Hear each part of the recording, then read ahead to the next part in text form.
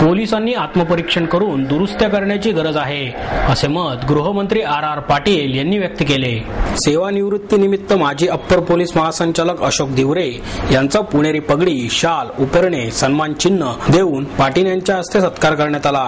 यावेळी दिवरे यांच्या पत्नी कुंदा दिवरे, म्हाडाचे अध्यक्ष अंकुश काकडे, आमदार गिरीश बापट व्यासपीठावर उपस्थित होते. पाटील म्हणाले, पोलीस दलातील चुकीचे अधिकारी पोलिसांकरता देण्यात येणाऱ्या संरक्षणाचा गैरफायदा घेत आहेत. त्यांना दुरुस्त कसे करायचे हे पाहणार आहे. पोलिसांचा प्रत्येक गोष्टीत बघण्याचा दृष्टिकोन व्यापक असण्याची आवश्यकता आहे. समाजात चांगुलपणा टिकवायचा असेल तर राजकीय नेतृत्व, सामाजिक कार्यकर्ते आणि पोलिसांनी चांगले वागण्याची गरज निर्माण झाली आहे. सरकार करते त्या सगळ्या गोष्टी चुकीच्या आहेत. याबद्दल बोलताना विरोधकांनी मोठेपणा दाखवायला हवा. पक्ष आणि प्रत्येकाचे विचार वेगळे असले तरी समाज हिताकरता काही प्रश्नांवर सर्व पक्षांनी एकत्र यायला हवे, असेही त्यांनी सांगितले. निवृत्त पोलीस अधिकाऱ्यांना टोला मारताना पाटील म्हणाले, निवृत्त अधिकारी टाय आणि कोट घालून माध्यमांसमोर भाषणे करताना दिसतात. नोकरीत असताना त्यांनी या गोष्टी केल्या असत्या तर अनेक चांगल्या गोष्टी घडल्या असत्या. पोलीस अधिकाऱ्यांना निवृत्त झाल्यानंतरच या गोष्टींचे ज्ञान येते हे आता समजायला लागले आहे. सेवेत कुठेच पुढे यायचे नाही आणि निवृत्तीनंतर मात्र पुढे यायचे असेच चालू आहे. दिवेआगार येथील गणपतीची सोन्याची चोरीला गेलेली मूर्ती शोधून काढण्यात पोलिसांना यश आले आहे.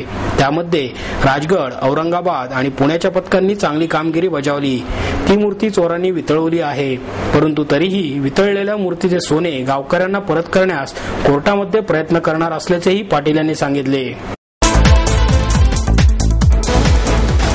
घरगुती पाणी देण्यासाठी मीटर बसवण्याची विनाकारण घाई करू नका, असे निवेदन पुणे जनहित आघाडीच्या वतीने महापालिका आयुक्तांना देण्यात आले.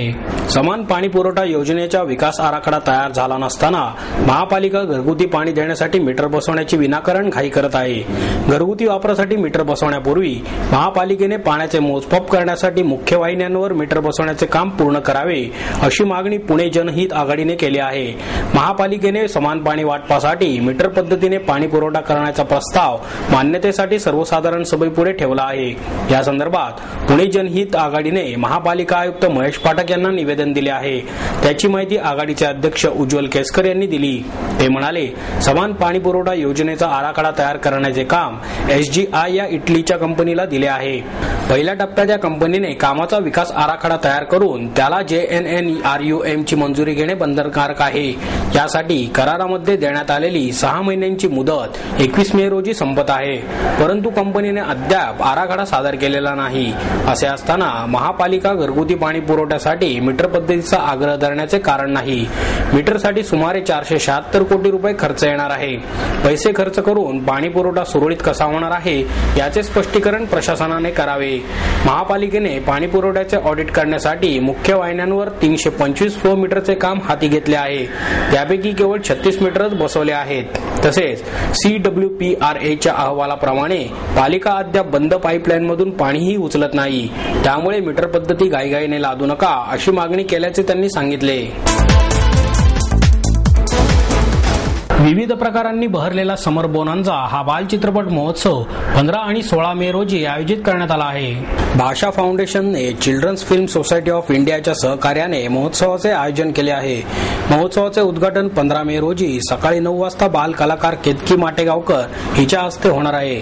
पहिल्या दिवशी बच्चों से बात, क्रिश ट्रिश बाल्टी बॉय, चरणदास चोर हे बाल चित्रपट दाखवण्यात येणार असून दुसऱ्या दिवशी अम्माची की मछली, राजू और टिंकू, चुटकन महाभारत हे चित्रपट दाखवण्यात येतील. 8 ते 13 वयोगटातील मुलामुलींसाठी महोत्सव खुला असून सकाळी 9 ते दुपारी 1:30 या वेळेत कोथरूडमधील बाल शिक्षण मंदिराच्या सभागृहात आयोजित केला आहे. मुलांना काही चित्रपटांच्या दिग्दर्शकांशी चर्चा करण्याची संधीही मिळणार आहे. महोत्सव सर्वांसाठी विनामूल्य खुला असून 12 मे पासून भाषा फाउंडेशन, रेणुका कॉम्प्लेक्स, डेक्कन जिमखाना आणि विनस ट्रेडर्स कोथरूड स्टँड समोर येथे विनामूल्य प्रवेश पत्रिका उपलब्ध आहेत. महोत्सवाचे यंदाचे वैशिष्ट्य म्हणजे आंतरराष्ट्रीय पुरस्कार विजेता हयात हा इराणी चित्रपट देखील दाखवण्यात येणार आहे. विषयांचे वैविध्य, हाताळणी, प्रकार यांचा विचार करून मुलांना नवे चित्रपट पाहायला मिळावेत या उद्देशाने महोत्सवाचे आयोजन करण्यात आले आहे. लक्ष्मी रस्त्यांवरील अतिक्रमणांवर विश्रामबाग क्षेत्रीय कार्यालयाच्या अतिक्रमण विभागाच्या वतीने कारवाई करण्यात आली. बेलबाग चौकातून गणपती चौकाकडे जाण्याकरता पादचाऱ्यांना कसरत करावी लागते, परंतु कारवाईनंतर मात्र पदपथ संपूर्ण मोकळे झाल्याने पादचाऱ्यांनाही पदपथावरून चालणे सोपे झाले होते. बेलबाग चौकात अतिक्रमण विभागाच्या गाड्या अचानक दुपारी 3 वाजता दाखल झाल्या आणि कर्मचाऱ्यांनी अतिक्रमणे उचलण्यास सुरुवात केली. यामुळे फेरीवाल्यांची तारांबळ उडाली. अनेक फेरीवाल्यांची वस्तू लपवण्याकरता धावपळ सुरू झाली. कारवाई दरम्यान कपड्यांचा व्यापार करणाऱ्या पथारेवाल्यांसह प्रवासी बॅग आणि सायकलिंगच्या दुकानाबाहेरील अतिक्रमणेही काढण्यात आली. अनेक ठिकाणी खाण्याच्या स्टॉलच्या बाहेर जास्तीचे कुंपण तयार करण्यात आले होते, तेही कायमचे काढून टाकण्यात आले. तसेच दुकानांच्या नूतनीकरणाकरता विजय टॉकीज जवळ रस्त्यावर उभारण्यात आलेला बांबूचा साचा देखील पाडण्यात आला. 5 टेम्पो आणि पोलिसांच्या 2 गाड्या लक्ष्मी रस्त्यावर फिरत होत्या. कारवाई सहाय्यक महापालिका आयुक्त सुरेश जगताप यांच्या मार्गदर्शनाखाली सहाय्यक आयुक्त अरुण खिलारी, उपअभियंता संजय शेंडे, अतिक्रमण निरीक्षक उमेश नरुले, सहाय्यक सचिन उतळे यांच्या पथकाने सहभाग घेतला. पथकामध्ये विश्रामबाग पोलीस ठाण्याचे पोलीस निरीक्षक सावंत, 20 पोलीस कर्मचारी आणि 30 सेवकांनी कारवाई केली.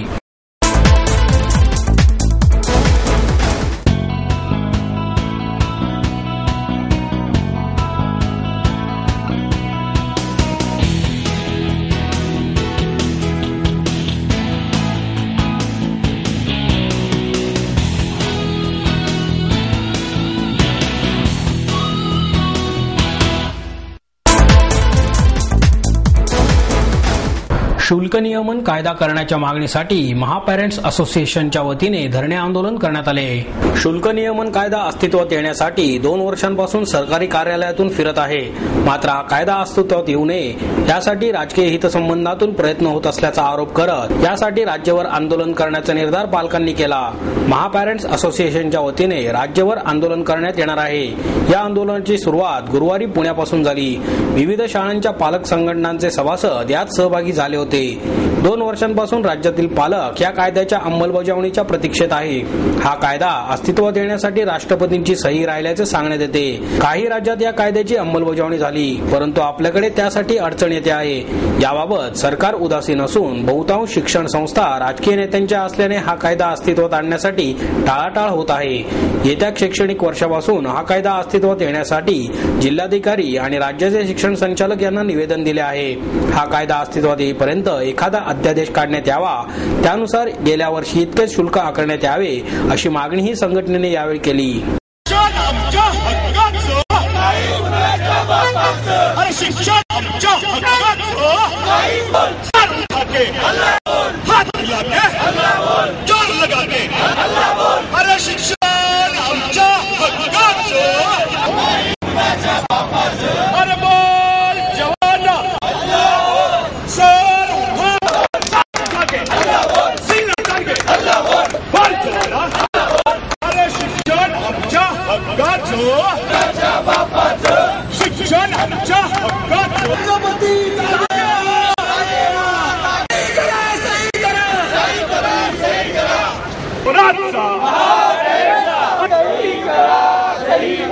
अरे राष्ट्रपती तुम्ही करता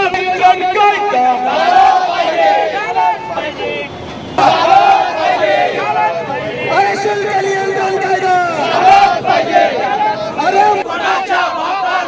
अरे शिक्षण आमच्या हक्काचं नाही कुणाच्या बापाचं. अरे शिक्षण शुल्क नियंत्रण कायदा पाहिजे.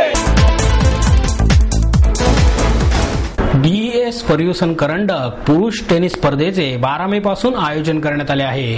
DES फर्ग्युसन करंडक Indira group of institute Akhil Bharatiya मानांकन टेनिस स्पर्धेचे आयोजन दिनांक 12 मे पासून करण्यात आल्याची माहिती फर्ग्युसन महाविद्यालय LMC अध्यक्ष किरण शाळीग्राम, डेक्कन एज्युकेशन सोसायटी उपाध्यक्ष विकास काकतकर आणि स्पर्धेचे संचालक अमोद वाकलकर यांनी पत्रकार परिषदेत दिली.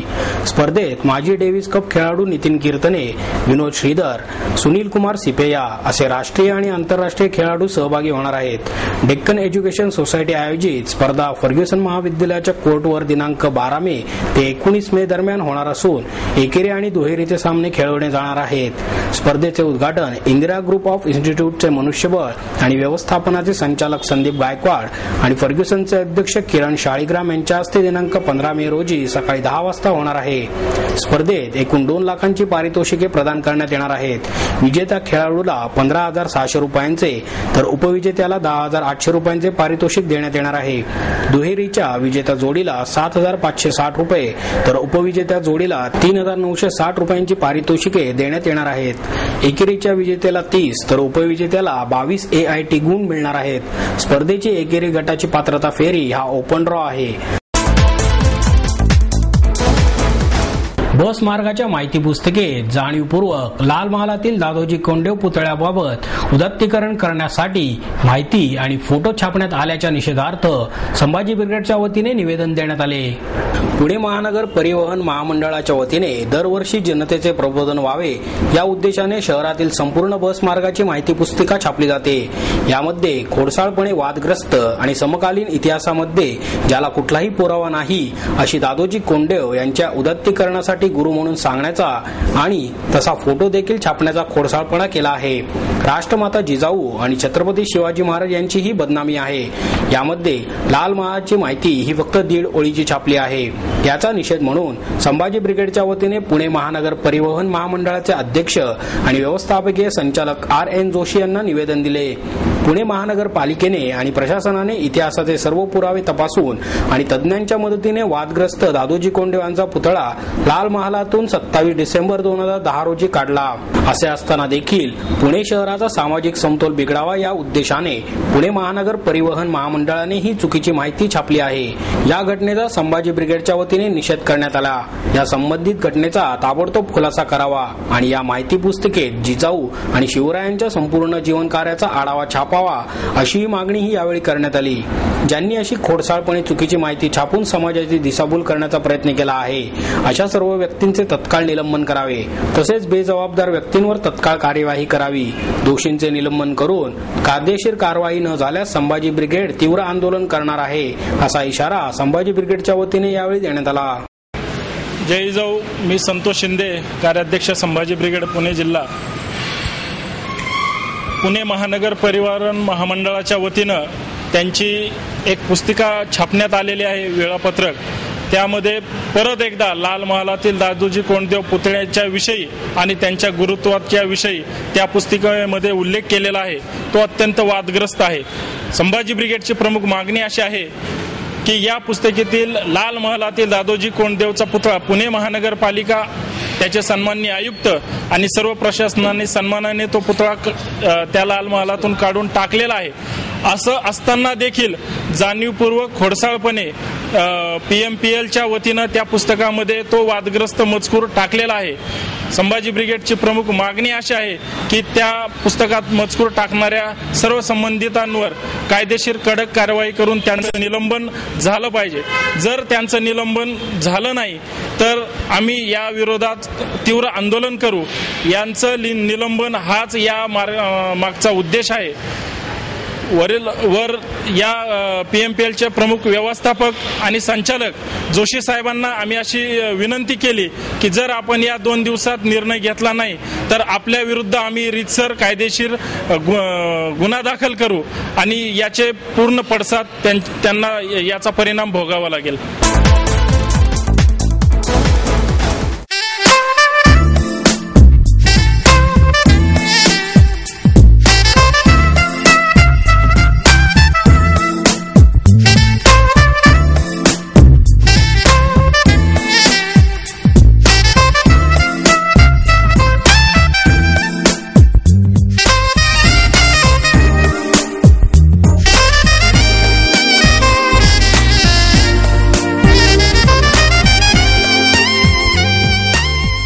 आणि याबरोबरच हे बातमीपत्र संपलं. पुन्हा भेटूया उद्या याच वेळी. नमस्कार.